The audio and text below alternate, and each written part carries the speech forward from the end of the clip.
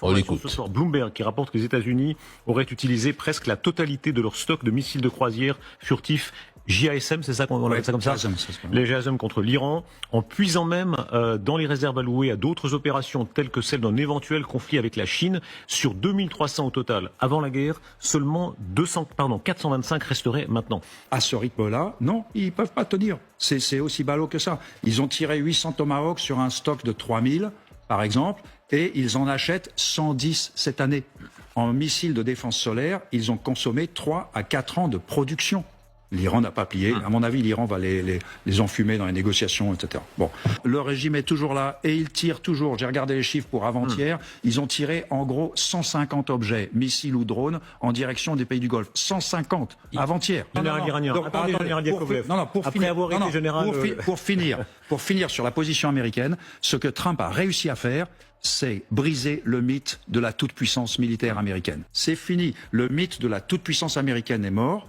Le résultat, c'est que, grâce à Trump, on sait que le long siècle américain, commencé en 1918, s'arrête en 2026. Ils sont convaincus d'avoir gagné, les Iraniens. Et je leur donne raison. Je pense que les Iraniens ont gagné. En temps de guerre, la première victime, c'est la vérité. Étonnant d'entendre Trump affirmer que l'Iran a suppléé pour un cessez-le-feu, alors qu'en réalité, c'est Téhéran qui impose aujourd'hui ses conditions via le Pakistan pour rester dans ces négociations. Et si Washington refuse, il se retire simplement. Étonnant d'entendre Donald Trump affirmer qu'il peut ouvrir le détroit, alors que depuis 41 jours, il ne fait que bombarder et menacer, et pourtant, le détroit reste toujours sous contrôle iranien.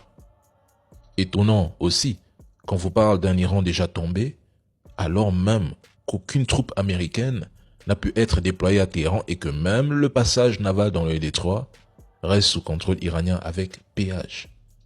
L'Iran est avant tout une puissance fondée sur les missiles.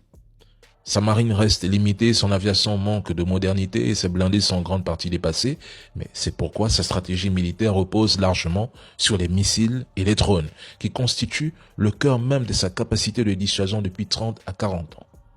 Les Occidentaux ne s'attendaient pas à une guerre qui s'étire sur 40 jours. Personne n'avait anticipé une riposte visant les pays de Golfe, ni la fermeture du détroit d'Ormuz. Cette guerre est un échec. Trump va bombarder. Et alors ? Ça ne changera rien. Ils ne comprennent toujours pas l'Iran et comment leurs dirigeants fonctionnent, encore moins leur mentalité.